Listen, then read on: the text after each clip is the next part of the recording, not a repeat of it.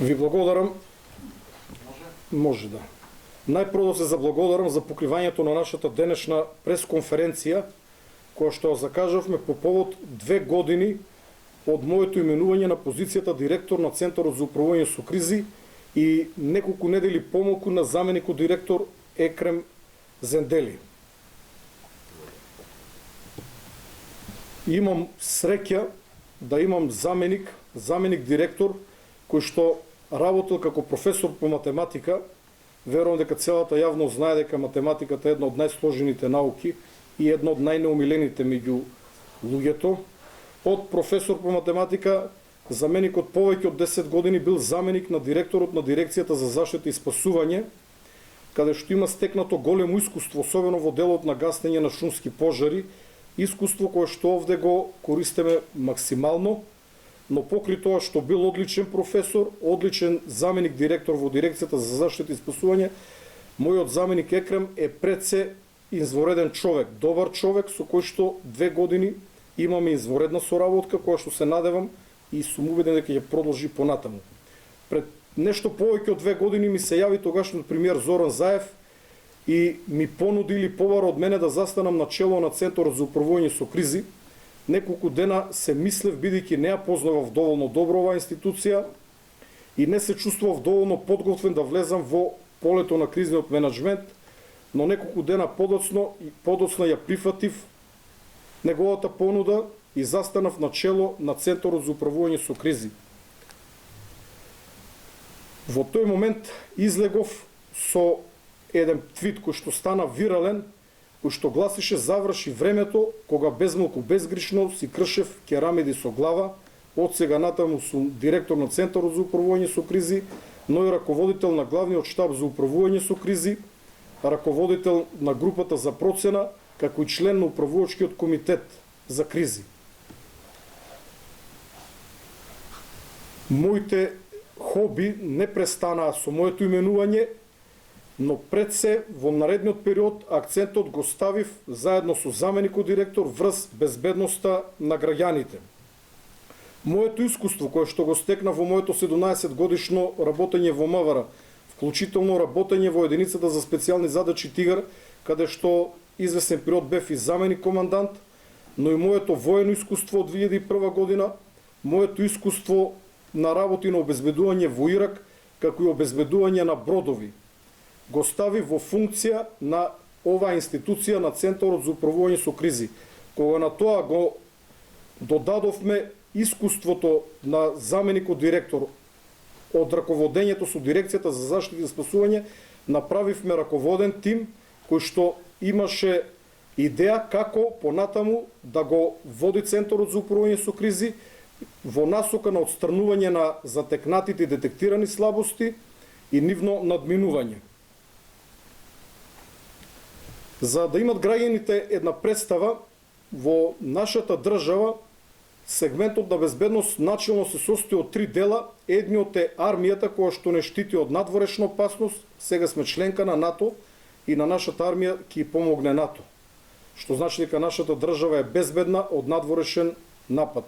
Вториот сегмент е полицијата, која што пред се го одржува јавниот ред и мир, воспоставува нарушен јавен ред и мир, се бори против криминалот и врши многу други работи. Овде постојат и разузнавачките и контраразузнавачките служби, но третиот сегмент би го идентификувал како кризниот менеджмент и менеджментот на итни состојби. Значи, сите ризици и опасности кои што ги загрозуват нашите граѓани секојдневно, а не се во надлежност на МВР или на армијата, спаѓаат во надлежност на Центарот за управување со кризи, кој што нема своји ресурси, но има координативна улога и знае кои институции да ги побара и како тие институции да ги менаџира, односно информациите кои што ние ги добиваме, понатаму истите да ги споделиме. Во Македонија постојат 2 институции во кризниот менеджмент, покрај Центарот за управување со кризи. Следната институција е Дирекцијата за заштита и спасување, која што има своји сили или тимови за брзи интервенции. Центарот за управување со кризи нема своји ресурси. Единствен ресурс кој што ние го имаме е човекот. Тоа се нашите вработени. 2 години подоцна можам да кажам дека во Центарот за управување со кризи има изворедни професионалци со одлично образование и одлично искуство, вклучително искуство од Министерството за одбрана, армијата, но и од други институции. При појава на силен шумски пожар, Центарот за управување со кризи менаџира со сите расположливи ресурси на државата. Тоа значи дека доколку имаме голем пожар, како што имавме пред само 4 дена, Центарот за управување со кризи менаџира со двата функционални авиони на Дирекцијата за заштита и спасување, за кои што јавноста овој пат не покажа интерес, бидејќи тие се функционални и летаат, хеликоптерите на армијата и полицијата, противпожарните единици на национални шуми, доброволните противпожарни друштва и други субјекти кои што би се вклучиле во гаснење на шумски пожари.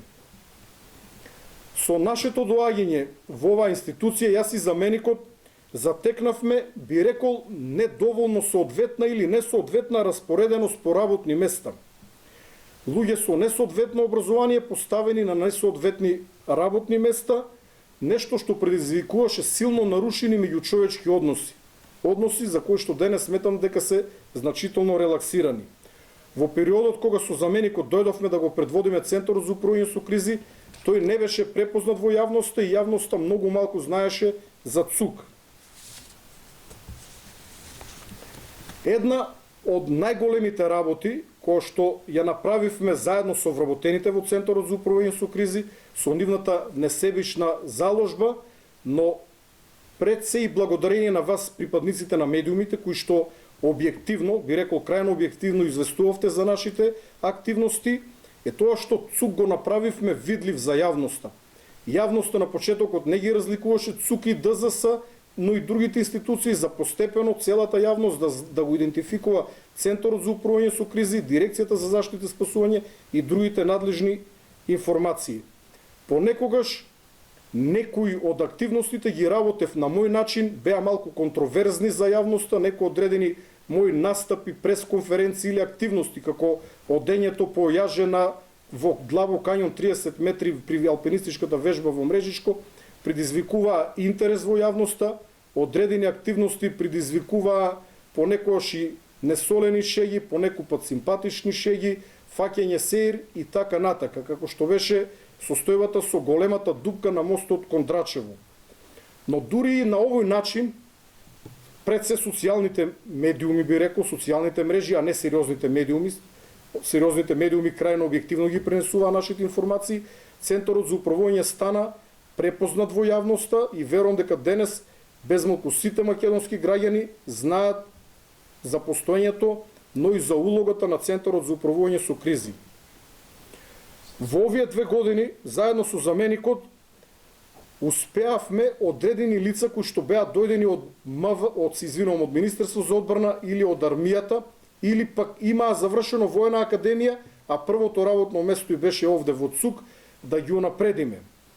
За овие 2 години унапредивме или во фаза на унапредување, кое што треба да биде завршено за неколку дена, се 92 лица. Значи за 2 години унапредени 92 лица, за споредба 42 лица претходно се унапредени за 15 години. На овој начин ги стимулиравме вработените и ги мотивиравме да дадат се од себе во извршувањето на нивните секојдневни обврски.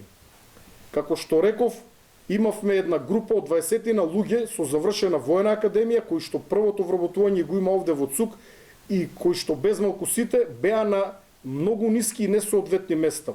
Безмалку сите нив ги унапредивме или се во фаза на унапредување, нешто што дополнително ги мотивира нивното извонредно знаење стекнато на војната академија да го инвестират во Центарот за управување со кризи. За потребите на новиот сектор 112, кој што работи со единствениот повикувачки број зитни состојби 112, се вработија 50 лица. Покрај нив, уште 26 лица се вработени на определено место на територијата на целата држава. 5 лица преземавме од други институции, уште 9 лица очекуваме да бидат преземени од други институции. Центарот за управување со кризи стана и примамлив за луѓе кои што работат во други институции, кои што овде гледат своја професионална иднина. Како центар имаме став дека оние лица кои што сакаат да дојдат кај нас, ќе дадат многу поголем допринос за татковината, за државата, отколку кога би останале на сегашните нивни работни места кои што сакат да ги напуштат. Се разбира дека ни се потребни уште одреден број на дополнителни вработувања, но имајќи ја во предвид целокупната состојба во државата, подготвени сме да се снајдеме со овие ресурси кои што сега ги имаме. На дел од вработените кои што работат во секторот 112 и на други места кои што се директно поврзани со бројот 112, кои што возможуваат непречено функционирање на бројот 112, во согласно со последната измени и дополнување на Законот за управување со кризи, платите се зголемени за 30%, нешто што дополнително ги мотивира и нешто, можеби една од причините поради која што секторот 112 работи на едно високо ниво, не би рекол безпрекорно, но за безмалку повеќе од 8 месеци постоење не сме имале сериозен проблем. И генерално граѓаните се задоволни од бројот 112 за кој што подосна ќе кажам неколку зборови повеќе. Во овие 2 години со силна поддршка на заменикот директор, но и на сите вработени, успеавме да реновираме 12 подрачни канцеларии на ЦУК. И тоа комплетно реновирани се 6 Тетово, Охрид, Битола, Штип, Велес и Струмица. Додека уште 6 се делумно реновирани, но денес представуваат пријатно катче за вработените. Тоа се Крушево, Валандово, Неготино, Виница, Берово, Делчево. Воедно, Центарот за управување со кризи моментално работи на формирање на центар за обука и во овој момент една поранешна воена амбуланта која што е дел од касарната во Куманово, која што беше комплетно реновирана благодарение на донација од 520.000 евра на Американската амбасада, за што искажуваме голема благодарност до амбасадата, се работи целосно реновирање, ќе добиеме 1000 квадратни метри на 3 ката и очекуваме некаде до март 23 година овој објект да биде целосно реконструиран и реновиран и во него ќе биде сместено одделението на ЦУК во Куманово, ние ги нарекуваме РЦУК, Републички центар за управување со кризи, лицата кои што ќе работат во 112 Куманово, но и вработените во Центарот за обука за кризен менеджмент. Како што веќе реков, проектот 112 беше еден проект кој што се одолговлекуваше повеќе од 10 години, со вонреден напор, со силно политичко лобирање, со силно професионално лобирање на сите нивоа, успеавме да го ставиме во функција. Како што реков, секторот 112 функционира одлично, но ние секојдневно вршиме негова надградба. Денес, во однос на февруари, кога овој број почна да постои, тоа е далеку подобро направен, односно, не би рекол дека е идеален, бидејќи идеално нема.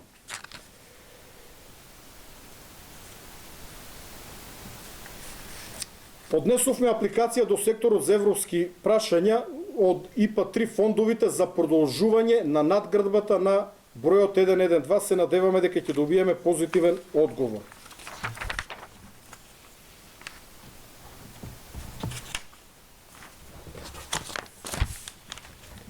Секторот 112 ги прифаќа и координира, односно препраќа сите итни повици од граѓаните. Во просек денес примаме околу 1500 повици дневно. За жал, 80% од овие 1500 повици се лажни повици, некои се злонамерни, помалиот дел, а другиот се ненамерни или погрешни. Луѓе погрешка вртат на 112, барајќи услуга која што ние не можеме да обезбедиме. Но нашите оператори од 112 и помагат на граѓаните. Дури и тогаш кога не сме надлежни, ако некој побара добра пица, ако вработениот знае каде има добра пица, имат задача да ја кажат. Значи, се тоа што можеме да ја помогнеме граѓаните, ние ќе го направиме. На овој начин, Центарот за управување со кризи ги лови непотребните повици и ги растеретува службите на МВР, итната медицинска помош и противпожарните единици. Бидејќи ако не е нашиот сектор 112, сите овие повици ќе завршат во полицијата, во противпожарната служба или во итната медицинска помош. Се случува понекогаш да се јави пример, карикирам, возрастна господја која што има болки во главата и да праша за совет. И нормално дека ќе биде упатена, бидејќи има и други места каде што може да го добие соодветниот совет, без при тоа да го држи зафатен бројот на итната медицинска помош, кој што во тој момент може го бара некој чиј што член е на умирање, кој што се соочува со некоја акутна животно загрозувачка состојба. Според распределбата на грубо просечно, околу 46% од реалните повици се упатени кон МВР, се извинувам, 48% се упатени кон полицијата, 42% кон итната медицинска помош, а околу 10% се пријави за пожари, односно граѓаните бараат територијални противпожарни единици и други итни состојби, како на пример доколку некој се повреди или загуби во планина и така натаму.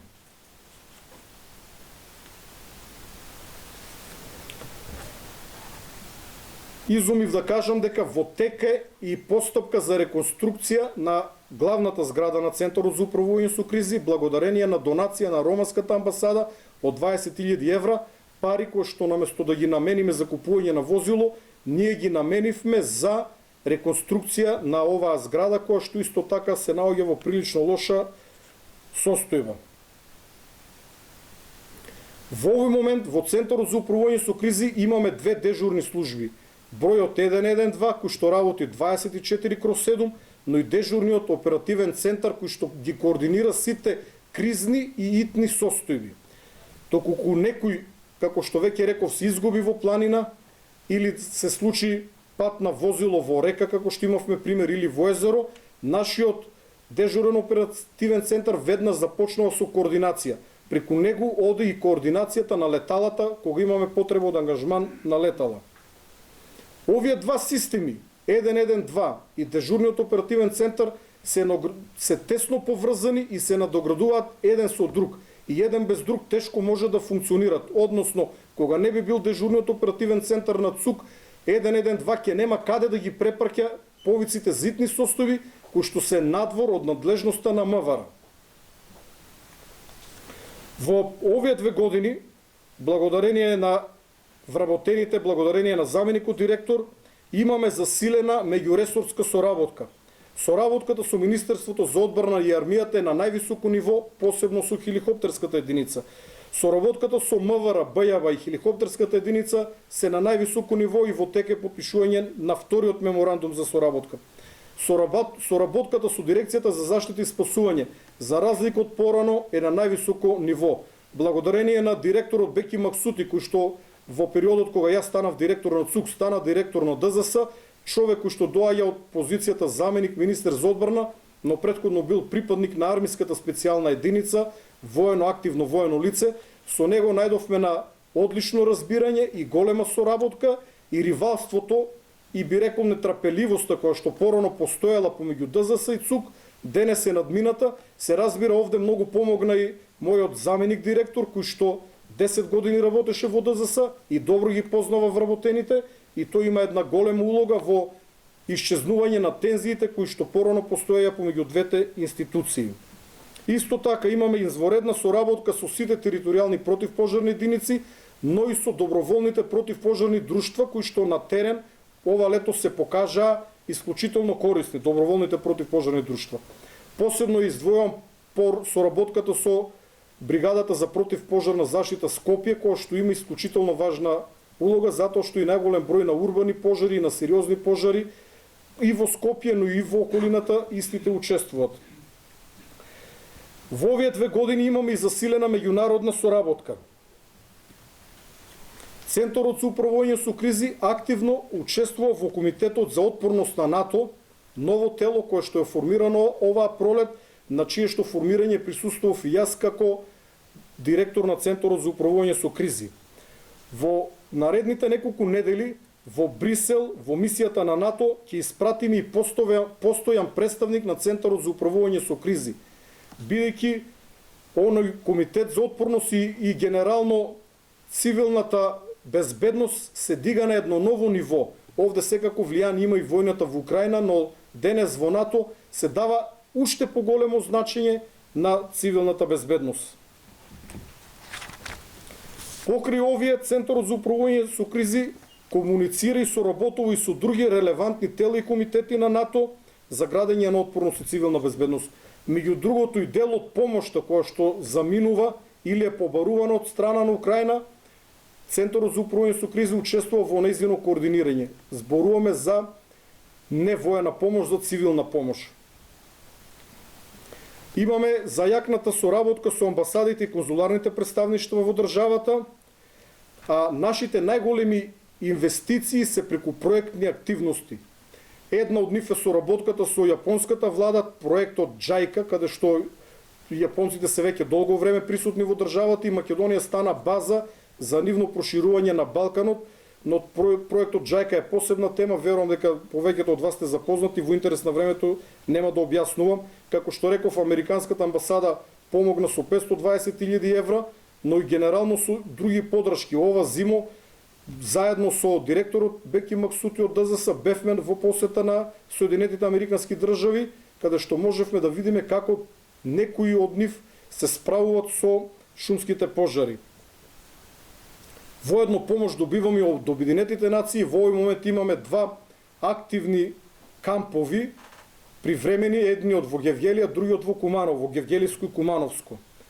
И еден од најзначајните проекти на НАТО, НИКС или Next Incident Command System, следна генерација на системи за командување, на чија што имплементација силно работиме. Значи, ние го имаме овој систем, но за да заживее потребно е време, бидејќи преку него вршиме дигитализација на сите информации кои што се однесуваат на кризниот менеджмент.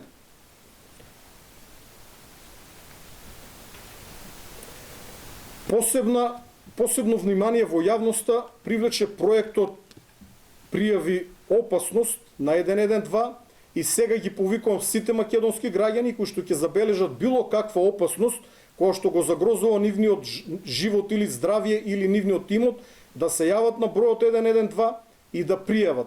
Доколку надлежноста е во МВР или во друга институција, нашите оператори преку дежурниот оперативен центар ќе ги преземат понатамошните действија, но дел од нив ги правиме јавно со силна поддршка на јавноста.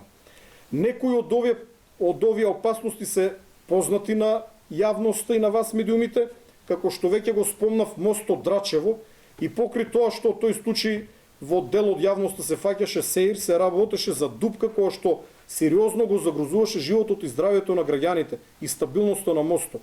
Благодарение на силниот јавен притисок, дупката беше средена за само неколку дена.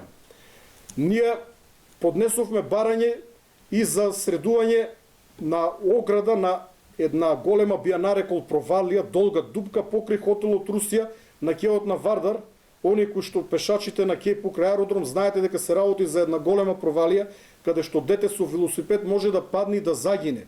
Ние ги информиравме и градот Скопје и општина аеродром, но сметавме дека поради политичките збиднувања можеби е невкусно да излеземе јавно, да не бидеме протолкувани во политички, односно да не бидеме предмет на дневна политика, но таа дупка зјае до ден денес, а ние како центар нема да чекаме некој таму да биде повреден или да загине за да интервенираме. Поради тоа испративме неколку ургенции до градот Скопје и до другите надлежни институции и сега јавно апелирам, а таму ќе одржиме посебна пресконференција, бидејќи покри залудувањето, граѓаните овде се шетат, значи човек може да се шета пеш и да падне буквално покри самата ивица на тротоарот на горната патека, постои дупка која што е длабока можеби 15 на метри и долга можеби 100 на метри. Понатаму браната Липа во Неготинско, која што пропушташе вода, истата е испразнета и веќе не представува опасност за граѓаните и континуирано ја следиме незината состојба и не дозволуваме да биде наполнета со вода. Карпа Матка, за неа посебна пресконференција, следиме пистата на поникве е решена, пешачкиот остров Булевар Србија, преговараме со град Скопје, ние сме оптимисти дека ќе биде надминато диви свињи, водно се преземени низ за активности. За опасноста од бездомните кучиња направивме 2 координативни средби, во вторник имаме трета, можеби ќе ги повикаме и медиумите, сериозно работиме, иако не сме јавно објавиле, бидејќи граѓаните се засегнати од бездомните кучиња и многу често имаме напади. Мостот Визбегово, Стоковната куќа мост и уште многу опасности кои што сте пријавени, а не сме известиле јавноста за да не бидат ставени во контекст на дневна политика и пресметување помеѓу политички фактори. Уште една работа која што сметам дека е исклучително важна и овде ќе прекинам, бидејќи навистина имаме направено толку многу работи што ни треба малку повеќе време.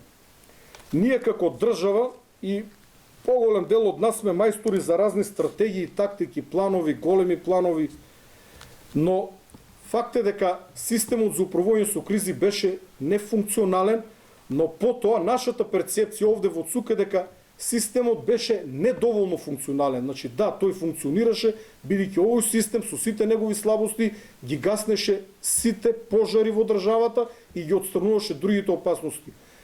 Дури и големиот пожар во Малешевијата беше изгаснат благодарение на нашиот систем за управување со кризи, бидејќи тој систем повика странска помош. А ако не беше нашиот систем, тие пожарникари немаше да бидат таму.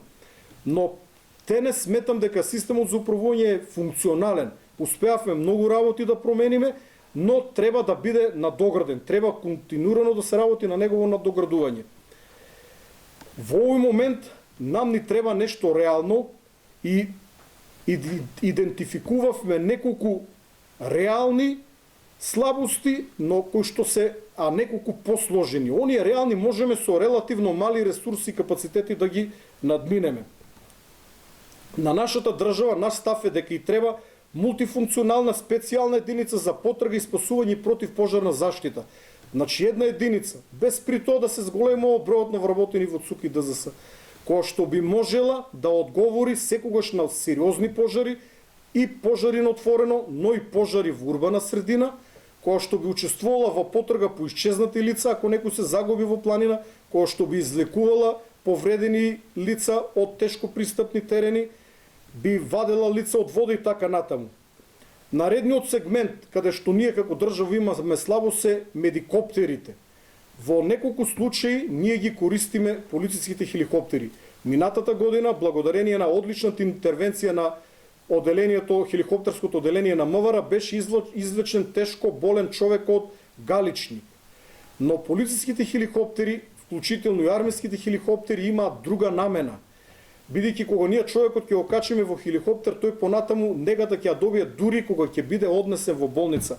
Нам ни требат медикоптери кои што имат специјална медицинска опрема и персонал и воедно ќе овозможат медицински транспорт. Со овие медикоптери, доколку се случи некоја тешка сообраќајна несреќа во некој пооддалечен крај од државата, Берово, Струга, каде што патиштата се лоши и каде што за транспорт на тешко болно или повредено лице, бидејќи не мора да е повредено, може да се работи за мозочен или срцев удар, додека лицето стигне во Скопје, може да почине. И самите патишта се небезбедни, брзото возење ги изложува на ризик и возачите на итната медицинска помош на возилата, но и болните лица. Затоа е потребно да се набават медикоптери, тоа е нешто кое што чини повеќе пари, но ќе спасува човечки животи. Наредното нешто за кое што ви спомнал е приуредување на законските решенија заради засилено користење на постоечките доброволни спасувачки, планинарски, но и други служби. Ние во нашата држава имаме неколку извонредни спасувачки служби, како што е службата при Црвениот крст во Охрид, и јас верувам дека од неа можеме да извлечеме многу повеќе, но и доброволните противпожарни друштва, но тука треба да направиме одредени законски и подзаконски промени. Еден од клучните моменти, кој што е потешко, овие работи кои што ги набројав, треба добра волја за да бидат надминати. Додека наредната е системот за тревожење, за кој што ние до секторот за европски прашања имаме поднесено барање и очекуваме позитивен одговор, целосно да го обновиме системот за тревожење, не мислејќи при тоа само на сирените, туку и на тревожење и известување и преку мобилните телефони, преку SMS пораки, но и преку медиумите, телевизија, радио, социјални медиуми и така натаму. И како Центар за управување со кризи до СЕП поднесовме и барање за реобновување или формирање на чисто нов систем за радиокомуникација, односно оние популарно наречени радиостаници кои што ги користи полицијата или армијата, бидејќи во случај на некоја голема елементарна непогода, кога нема струја, ние ги губиме телефоните и оние други начини кои што ги имаме секојдневно, а при губење на струја истите не функционираат. Затоа е потребно да го обновиме целиот тој систем.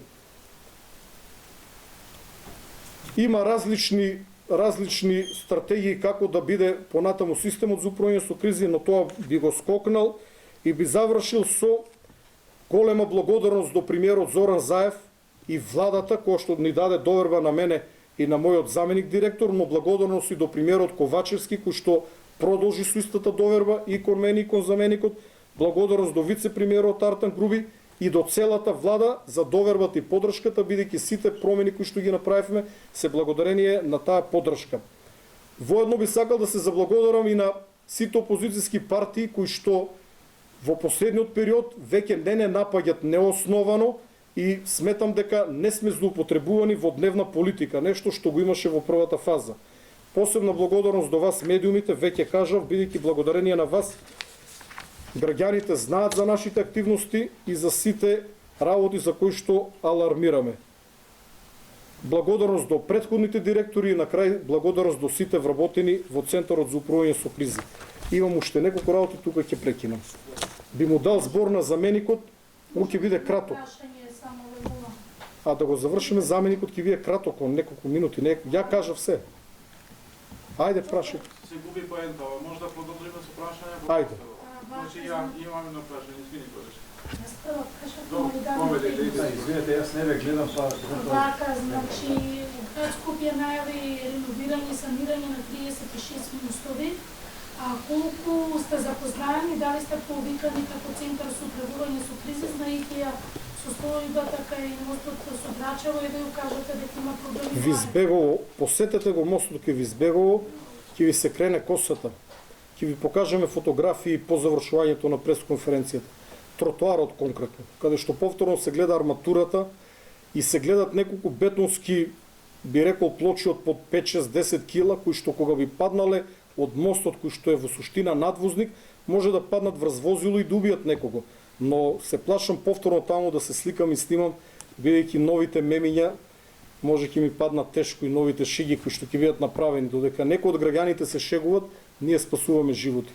Што е сува, дали ви извести од Не, значи само опасности за кои што ни известуваат граѓаните, бидејќи не е наша надлежност по правење на мостови. Ние апелираме и ние тоа го правиме на системот на институциите. Ние многу малку од нашите активности јавно ги прикажуваме, но се додека не излеземе јавно, институциите не се доволно агилни. Кога и ќе излеземе јавно со ваша поддршка, па дури оние симпатични шеги, мемиња и вицови кои што се прават на сметка на нашите пресконференции, тие представуваат силен притисок врз институциите и тие веднаш реагираат. Ова е добра работа, тоа што градот Скопје ќе се зафати со сериозна санација на сите критични мостови, додека ние како центар алармираме само за опасностите кои што граѓаните ги пријават кај нас. Благодарам. Повелете.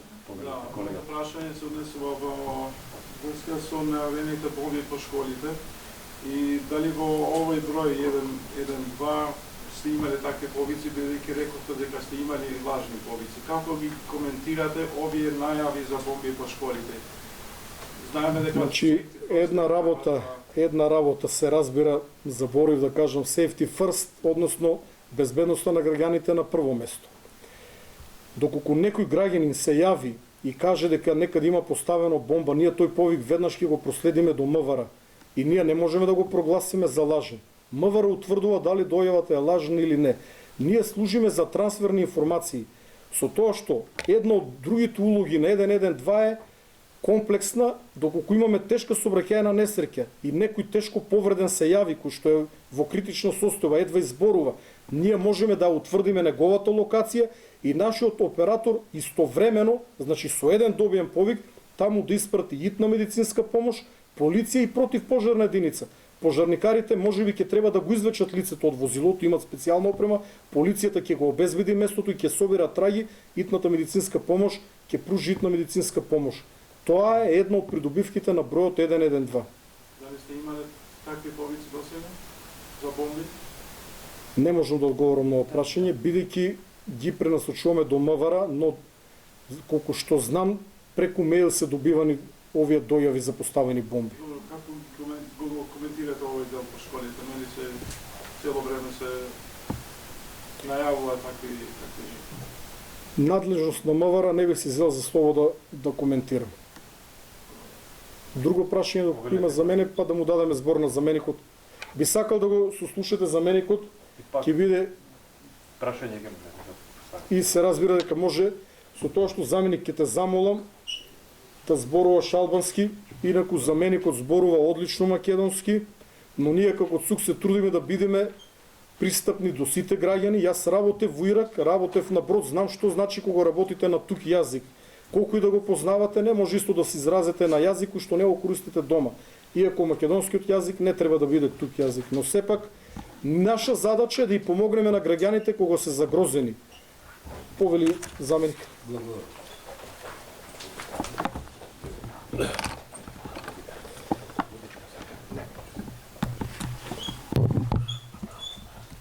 Благодарение, ние мораме да идеме за да стигнеме во листите за 15 часот. Се извинена што не можеме да останеме. Добро, благодариме што дојдовте, колешка, и тоа е малку подолга наша. Да, ќе ве допратат до врата и благодарам за подршката. Извинете што што Техничка. Не првим би сакал да ве поздравам вас. Možda Štipce se vedem di Štiptar nedelje. Би сакал да ве поздравам сите вас представници на медиумите и преку вас значи и граѓаните. Посебно го поздравувам директорот со почит господинот Ангелов. Во почеток ќе го кажам на македонски, за да може и директорот да ме разбере, бидејќи за него сакам неколку зборови. После ќе продолжам, значи, извештајот за тоа што го кажа директорот, да го кажам и на албански јазик. Значи, јас како заменик дојдов неколку недели после поставувањето на господинот Ангелов како директор на Центарот за управување со кризи, со тоа дека претходно, значи, со господинот Ангелов не се знаевме, јас го знаев само преку медиумите и имав малку, да кажам, реално скептицизам за можноста на соработката. Меѓутоа, еве, пред вас медиумите, значи, јавно кажувам дека ова е една изворедна соработка, значи, се соочувам со еден извореден соработник, а посебно извореден човек кој ми остави впечаток другчи од тоа што го имав претходно запознавање преку медиумите. Уште еднаш што се благодарам, директоре, за ова што досега овие 2 години сме соработувале и, значи, во ниеден случај не сме имале прилика, значи, некој проблем да не можеме да го решиме без да бидеме задоволни еден и друг. Благодарам уште еднаш. Ова што го кажа директорот, сега ќе го кажам на албански, за да може да го разберат и тие што не го разбират добро македонскиот јазик. Спарио прашандес, те дит професионалните медиумове, на првниот јус и прашандесе да е читатарот, да целиот шоинкот рапорт. Уне рапортин е ком прегадитор на првниот 5 секторве, на првниот 5 секторве, та трегувар пунан е дериташмет ти дивјачарите фундит е кеби башкаришме директори. На секторине пар е кам да менаджимин е ресурсови нирзоре dhe kushtet për punë. Sa i përket punësimeve të reja, siç tha edhe drejtori, në sektorin 1-1D jem realizuar 50 punësime të reja, kurse në për sektorët tjerë edhe 26 punësime të përkohshme. Sa i përket transferit, marrja e punëtorëve nëpërmjet institucioneve tjera nëpërmes transferit, janë realizuar 5 transfere të tjerë, presim edhe disa prej tyre në vendet të cilat i kemi të shprasta për vijimin e punëve të mëtejshme. Sa i përket avancimeve të punëtorëve, që deri tash shumë pak ka pas avancime në nivele më të lartë, në vitin 2021 i realizuam bashkarisht 24 avancime, me thonë prej niveleve më të ulta në nivele më të larta. Tash në këtë vit i kemi në proces edhe 28 avancime tjera.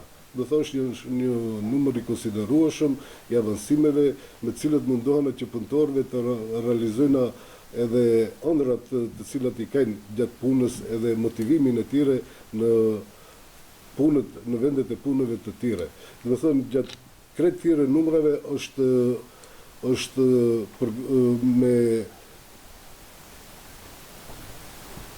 do të thonë me saksi është realizuar edhe pjesëmarrja adekuate e gjitha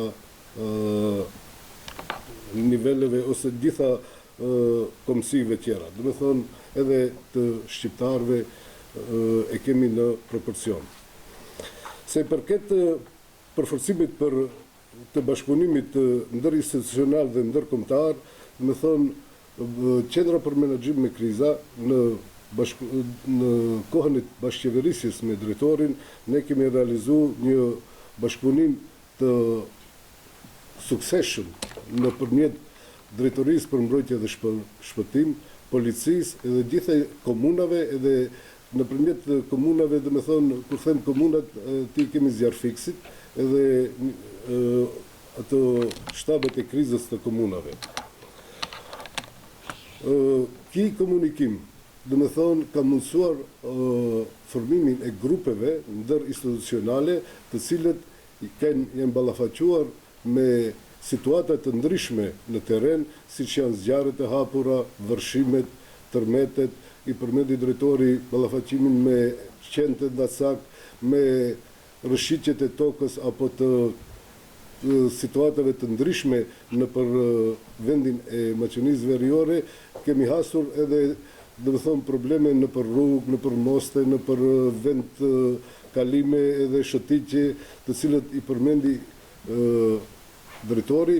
Do të thonë, në gjitha këto grupe të formuara ndërinstitucionale kemi bërë presione në institucionet që i tangon ajo problematik që të bëjnë evitimin ative problemeve në gjitha vendet në Republikën e Maqedonisë së Veriut. Do të thonë se përket bashkëpunimit ndërkombëtar, ne kemi realizuar një bashkëpunim të suksesshëm me gjitha ambasadat dhe konzullet, të cilat masandej kanë rezultuar në atë që në vitin 2021, gjatë gjendjes së krizës së zjarreve, ne të përfitojmë edhe ndihma nga shtetet e ndërkombëtare, siç janë Austria, Franca, Slovenia, Serbia, Bullgaria. Nëse u kujtohet, gjatë vitit 2021, të gjitha ata erdhën me njësitet e veta të zjarfikësve që të ndihmojnë në Republikën e Maqedonisë edhe në zjarret e Maleshevijës, ku ishin zjarre pak të nivelit më të lartë. Dhe këtyre 2 viteve, do të thonë, është një sektor shumë i rëndësishëm krijimi i një institucioni transparent.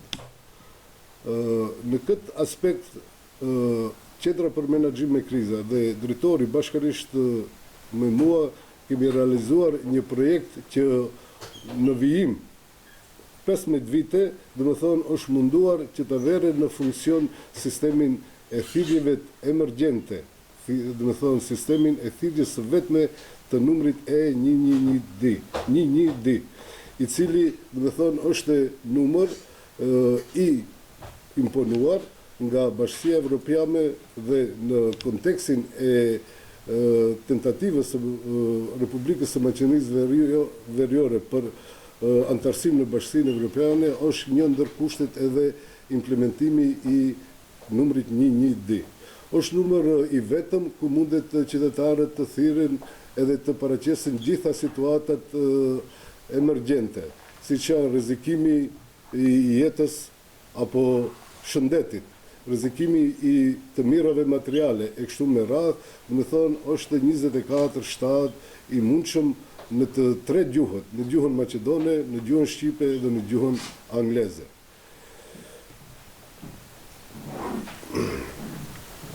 Do të thonë, qytetarët me këtë numër kanë mundësinë të paraqesin çdo lloj situate. Se përket të sektorit të 4, përforcimi kapaciteteve të sistemit për menaxhim me kriza, këtu është, do t'i përmendi disa lloj projekte, disa lloj trajnime të cilat i ka realizuar Qendra për Menaxhim me Kriza, siç është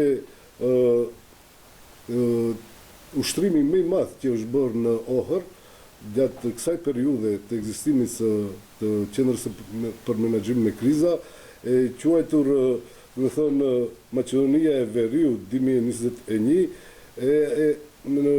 shkurtes EA Drek Maqedonia Veriore 2021, ku simulimet ishin tërmeti vërshimet nga liçenet dhe zjarret në rrethejim. Këtu po ashtu është punuar në bashkëpunimin ndërkufitar për zjarret e hapura, është realizuar edhe projekti i bashkëpunimit ndërmjet Maqedonisë së Veriut dhe Greqisë. Se i përket projekteve, ne si partner të përhershëm e kemi NATO-n, e kemi Bashkinë Evropiane, edhe një partner të veçantë e kemi edhe Japoninë. Nëpërmjet NATO-s e kemi sistemin NICS, i cili është një sistem shumë i avancuar i komandimit të situatave nëpërmjet mjeteve digjitale, kështu që me këtë projekt janë realizuar shumë trajnime të institucioneve që të mundet edhe ata ta kenë në organizimin e vetë, në për institucionet që të mundet ta digitalizojnë komandimin e vetë të funksionimit të vetë atyre institucioneve. Por, për sistemin për menaxhim me kriza, ky sistem është shumë i avancuar, edhe mendojmë se në të ardhmen duhet të avancohet edhe më tepër që të mund të 100% të realizohet. Me Bashkinë Evropiane janë realizuar disa lloj projekte, siç janë HELP, CROSS, CRESIS, FEDER, kurse me Japoninë është JICA. Do të thonë, këta ishin ata projekte ndërkombëtare me cilët Qendra për Menaxhim me Kriza ka arritur të avancojë edhe disa prej tyre të përmbyllje. Gjatë kësaj periudhe, do të thonë, Qendra për Menaxhim me Kriza, siç e dini, është ballafaquar me disa lloj krizash, duke filluar prej krizës së menaxhimit me migrantët, ku kemi dy qendra, është qendra në Gjergjeli dhe Kumanov, dhe ata janë, do të thonë, të përgatitura edhe për pranimin edhe të më tepër të një numri më të madh të migrantëve në qoftë se ka nevojë, ne do të thonë e menaxhojmë dhe e kemi nën kontroll atë situatë. Është kriza e paraqitur në vitin 2021 për zjarret e hapura. Qendra për Menaxhim me Kriza në këtë sallë, do të thonë, e ka menaxhuar gjitha situatën, duke i koordinuar të gjitha institucionet për ballafaqimin me zjarret e hapura në terren. Në bazë nevojës, duke i marrë informatat, këtu është përpunuar informata, është përpunuar nevoja se cili institucion me çka do të intervenojë, edhe në atë aspekt është marrë vendimi, edhe në bazë atij vendimi është reaguar ose është vepruar në terren. Siç e dini edhe ju, në periudhën e kaluar, do të thonë edhe tash pak më pak e kemi krizën me koronavirusin, me Covidin, i cili Qendra për Menaxhim me Kriza, do të thonë, ka arritur shumë që të koordinoj bashkëpunimin ndërinstitucional për krijimin e këtyre qendrave, Covid qendrave, për vaksinimin. I ka ndihmuar, do të thonë, ka koordinuar ushtrin, policin edhe mjekësinë, që bashkërisht mundet të ato punkte të formojnë edhe të dalin në ndihmë qytetarëve. Edhe krizat e fundit që kemi, krizën për elektroenergetike edhe kriza e ngrohjes së qytetit të Shkupit. Më thonë, këto janë disa informacione të cilët ne kemi arritur të i menaxhojmë nëpërmjet bashkëpunimit me institucione tjera, edhe njëherë thëmë edhe juve në gjuhën shqipe thëmë bashkëpunimi me drejtorin me të vërtetë është në nivel të duhur, edhe nuk e kum pritur, po është dikush do të shpesh herë kum pas pyetje se si është situata me drejtorin, duke i parë të kaluarat edhe kështu me radhë, mirë po tash është krejt në një njeri ndryshe prej asaj që e njohim nëpërmjet jume, ndryshe prej asaj, do të thonë me të vërtetë është interesuar për ndihmë në çdo pikë të vendit, për çdo qytetar, pa marrë parasysh se çfarë nacionaliteti apo komisi është. Po. Se e tha dhe drejtori më herët se të kemi bashkëpunim. Jo, e vërtetoj edhe në gjuhën shqipe këtë. Më intereson sa është përqindja e shqiptarëve të punësuar në këtë qendër dhe pyetja tjetër është përmendë se kohëve fundit është si barë e juaja energetika e cila është problematikë. Që vendi po dhe ngrohja, si do të menaxhoni këtë ntarë? Shufni, në Qendrën për Menaxhim me kriza ekzistojnë dy organe qeveritare, njëri është grupi i vlerësimit edhe komiteti ndërinstitucional. Do të thonë upravëçki komitet ose komiteti drejtues. Komiteti drejtues është i përbërë prej ministrave, edhe është antar drejtori, ku ata, do të thonë, i japën propozimet deri në qeveri, a është organ i Qendrës për Menaxhim me kriza, këtu, do të thonë, ata bihen vendimet për ta sjellë krizën. Ne, në rast të nevojës, mundena të intervenojmë ke institucionet të cilat nuk veprojnë mbas konkluzave që dalin nga qeveria ose nga gjendjet e shpallura, sa i përket gjendjes së fundit të krizës, do të thonë ne vetëm e kemi shpallur dhe i kemi dhënë mundësi qeverisë dhe organeve tjera që të mundet të menaxhojnë me situatën. Në gjendje të krizës, siç e dini dhe ju, janë të lejuara që veprimet të ndryshme të bëhen në forma të ndryshme. Përqindja e shqiptarëve është mbi 30%. Do të thonë, në atë aspekt është desh edhe këtë të përmendi, do të thonë, në kohën tash i japën përkushtim të rëndësishëm implementimit të gjuhës shqipe. Do të thonë, ne kemi formuar njësinë, seksionin për përkthim, posaçërisht për gjuhën shqipe, për implementimin dhe presim që të bëhet transferi i disa punëtorëve nga Ministria për Sistem Politik, të cilët janë të trajnuar për përkthies, edhe pse deri tash gjuha në një pjesë është e implementuar, por për implementim në çdo sektor, do të thonë në çdo dokument na duhet edhe ndihmë të njerëzve profesional ose përkthiesve profesional të Keni bashkëpunim me siguri me qendrën për zbatimin e gjuhës edhe kjo. Po. Një pyetje të fundit nëse ka kolegi apo se. Urdhon. Në 1-2 deri tani u përmend pak më herët se keni pas thirrje edhe për pica. Më intereson përveç kësaj, ka pas thirrje tjera interesante. Po, do të thonë çdo situatë emergjence, do të thonë paraqitet para në 1-2 edhe masandej bëhet klasifikimi i thirrjes, edhe i nevojës, edhe i situatës, dhe mbas atij klasifikimi ne orientojmë thirrjen deri te institucioni adekuat, që është në polici, në shëndetësi apo në tek zjarfiksit apo në një institucion tjetër. Колеги, дали имате прашања, уште некој повелете слободно? Без разлика на македонски и албански,